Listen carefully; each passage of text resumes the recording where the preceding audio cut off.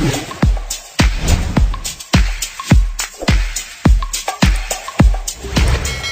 दोस्तों, चलिए बच्चों ने हम लोग से कुछ प्रश्न भेजे थे तो इसलिए हम लोग ने ये वीडियो आपको जल्द से जल्द उपलब्ध कराने की कोशिश की है। चलिए इसमें हम 3 वर्गों के बारे में जानेंगे, फिजिक्स, केमिस्ट्री और बायो के बारे में जानेंगे, मैथ के बारे में नहीं जानेंगे। तो फिजिक्स, केमिस्ट्री, बायो के क्वेश्चंस हैं, चलिए डिस्कस करते हैं उनको। तो पहला प्रश्न है, विद्युत क्षेत्र ई वेक्टर और पी वेक्टर आघूर्ण वाले द्विध्रुव पर लगने वाला बल आघूर्ण है।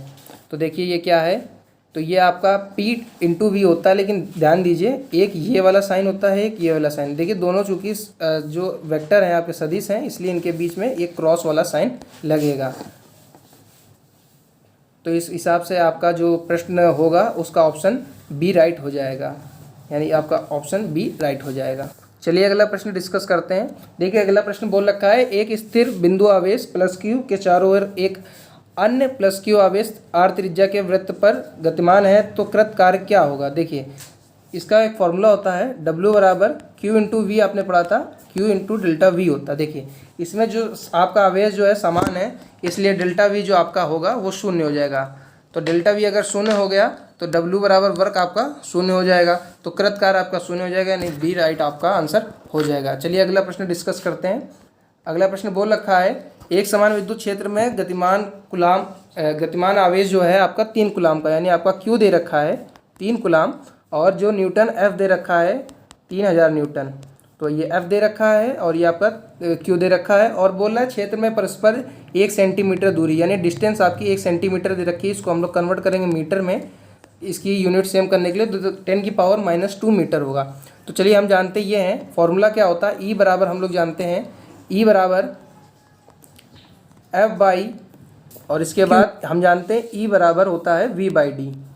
तो ई बराबर एफ बाई क्यू और वी बाई डी। तो देखिए ई दोनों इक्वल है, तो ई को हम लोग सेम कर देंगे। तो क्या करेंगे, देखिए ई बराबर एफ बाई क्यू और वी बाई डी होता है, तो इसको लिख लेंगे V by D equal to F by Q. देखिए आपको इसमें क्या क्या दे रखा है, वी आपको नहीं पता है, बाकी सब एफ आपको दे रखा है, डी दे रखा है और क्यू दे रखा है। तो इससे आप वी का आप आंसर निकालेंगे और आप हमें कमेंट में बताएंगे कि आपका ये 10 वोल्ट आ रहा है कि नहीं, क्योंकि 10 वोल्ट आंसर सही है।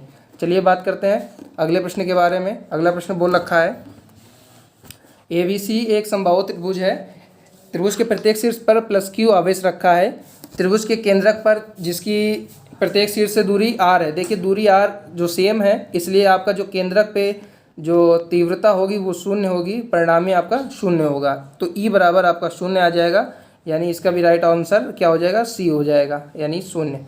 तो अगला प्रश्न चलिए बात करते हैं। बोल रखा है, जब प्रोटॉनों को इलेक्ट्रॉनों के समीप लाया जाता है तो निकाय की जो स्थितिज ऊर्जा होती है वो क्या बढ़ेगी क्या घटेगी। देखिए जब पॉजिटिव को माइनस के समीप लाएंगे तो इसमें इसकी स्थितिज ऊर्जा घट जाएगी, क्योंकि इसकी गतिज ऊर्जा बढ़ जाती है। गतिज ऊर्जा आपकी जो है ये बढ़ जाएगी और स्थितिज ऊर्जा आपकी घट जाएगी। तो चलिए अब बात करते हैं अगले प्रश्न के बारे में कि 5 सेंटीमीटर त्रिज्या के धातु के गोले को इस प्रकार आवेशित किया जाता है कि उसके जो पूरे पृष्ठ पर विभव है, यानी उसके पूरे सरफेस पे जो विभव है आपका वो 10 वोल्ट है। तो गोले के केंद्र पर विभव क्या होगा। देखिए जो गोले के पृष्ठ पे विभव होगा, एक्चुअल में जो वो विभव होगा वही उसके केंद्र पे जो होगा उसी के बराबर होगा, यानी जो आपका जो पूरे सरफेस पे आपका वोल्ट है यानी विभव है वो आपके केंद्र पर भी वही सेम होगा। तो यानी 10 वोल्ट आंसर इसका हो जाएगा, तो इसका राइट आंसर बी हो जाएगा। चलिए अगले प्रश्न को डिस्कस करते हैं।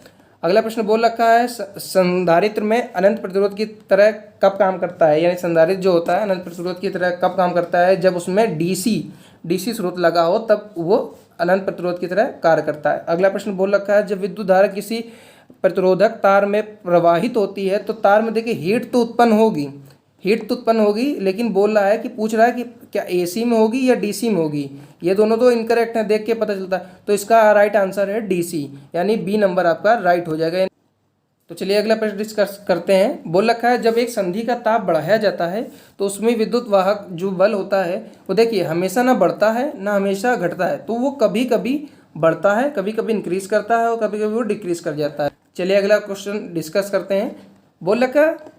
अगला प्रश्न बोल रखा है, फ्यूज तार क्या होता है। देखिए फ्यूज तार वो होता है जो हम लोग के घरों में लगा होता है, जिसमें लाइट अगर करंट ज़्यादा आ जाता है तो वो तुरंत गल जाता है, यानी उसका गलनांक क्या होता है, निम्न होता है।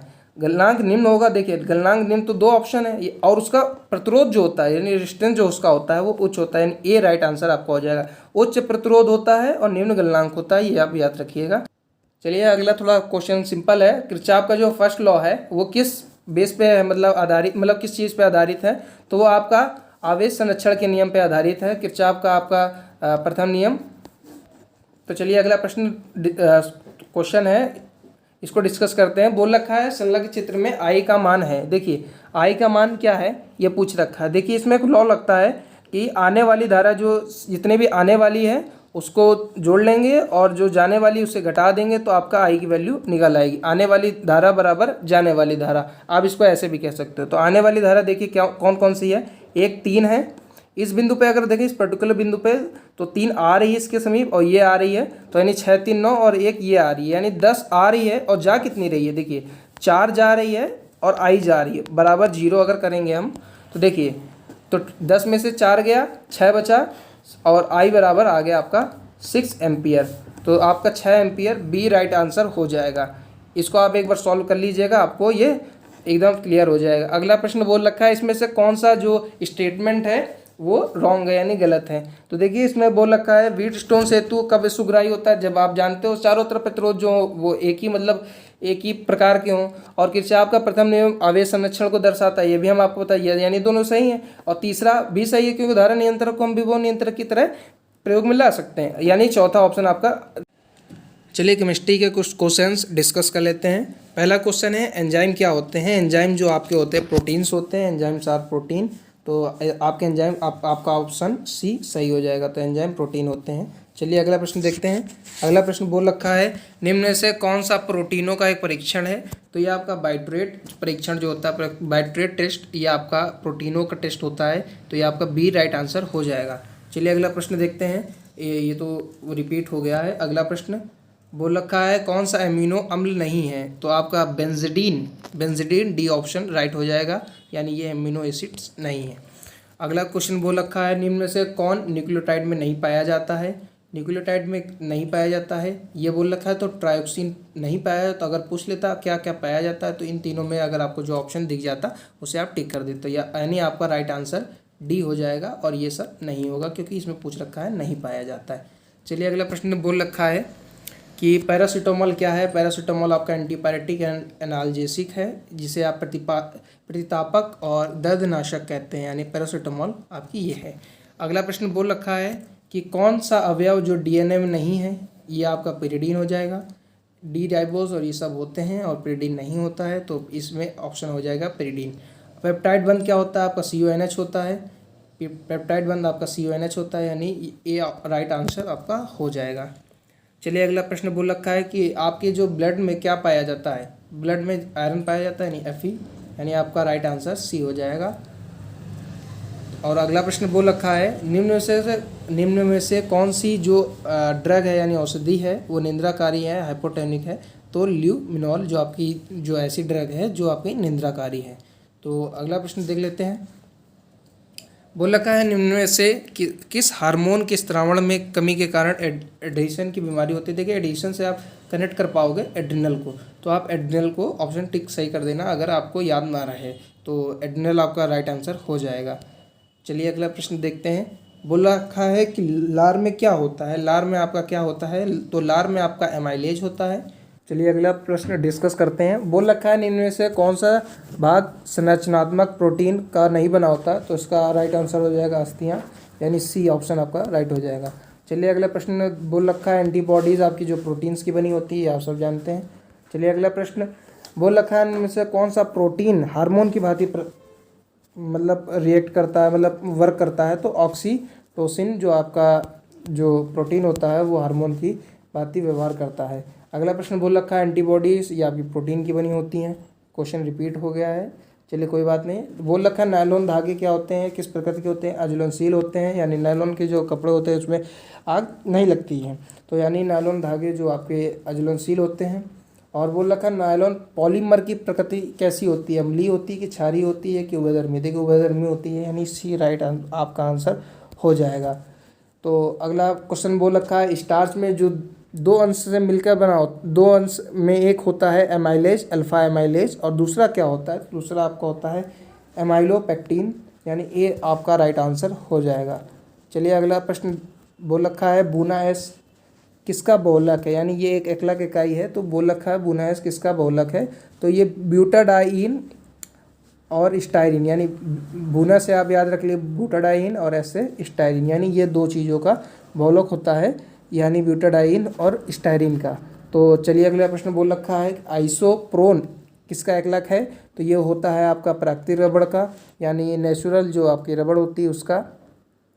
अगला प्रश्न बोल रखा है पॉलीथीन एक एकलक इकाई है, यानी रेजिन है, बोल रखा है तो ये किसके बहुलीकरण से बनता है, यानी इसकी एकलक इकाई बताइए, तो आपकी एथाइलिन कह लीजिए, एथाइलिन के मतलब कई अणुओं से मिलके ये पॉलीथीन बनती है। तो ये थे कुछ क्वेश्चन केमिस्ट्री के। अब चलिए बायो वर्ग के भी क्वेश्चन डिस्कस कर लेते हैं। पहला प्रश्न बोल रखा है सेल्यूलोज में अधिक मात्रा होती है कपास की, सेल्यूलोज की अधिक मात्रा होती है कपास में होती है या कागज़ में या दोनों में, तो आपका सी राइट आंसर हो जाएगा, यानी कपास और कागज़ दोनों में जो आपकी सेल्यूलोज की मात्रा अधिक होती है। तो अगला प्रश्न बोल रखा है मधुमक्खी से प्राप्त होने वाले मोम का मोम है क्या है, यह आपका एक प्रकार का वसा होता है जो मधुमक्खियों से प्राप्त होता है मोम, उसे ये एक प्रकार का वसा माना जाता है। तो वसा का संग्रह कहाँ पर होता है, ये प्रश्न पूछ रहा है, तो एडिपोस ऊतक में आपका जो वसा का संग्रह, यानी डी राइट आंसर आपका हो जाएगा। चलिए अगला प्रश्न बोल रखा है निम्न में से कौन सा जीव स्वप्यूसी नहीं है, तो ये आपका आंसर सही हो जाएगा कवक, कवक जो है स्वप्यूसी नहीं है, परपोसी है। चलिए अगला प्रश्न बोल रखा है रेशम मुख्यतः बना होता है, तो ये आपका प्रोटीन्स का बना होता है, यानी बी राइट आपका आंसर हो जाएगा। और चलिए अब अगला प्रश्न डिस्कस करते हैं, बोलता है मनुष्य एक है, तो मनुष्य आपका एक परपोसी जीव है, यानी दूसरों पर निर्भर रहता है, तो ये आपका बी सी राइट आंसर हो जाएगा। और अगला प्रश्न बोल रखा है कि कौन सा जीव स्वपोषी नहीं है, तो आपका रिपीट हो गया, एक कवक होगा इसका आंसर। विटामिन शब्द का जो नाम है जो वो किसने दिया था, वो फुंक ने, वैज्ञानिक फुंक ने दिया था। और अगला प्रश्न बोल रखा है जो शहद में होता है सबसे ज़्यादा क्या होता है, सुक्रोज होता है, यानी चीनी एक प्रकार से आप कह सकते हो, सुक्रोज सबसे ज़्यादा होता है।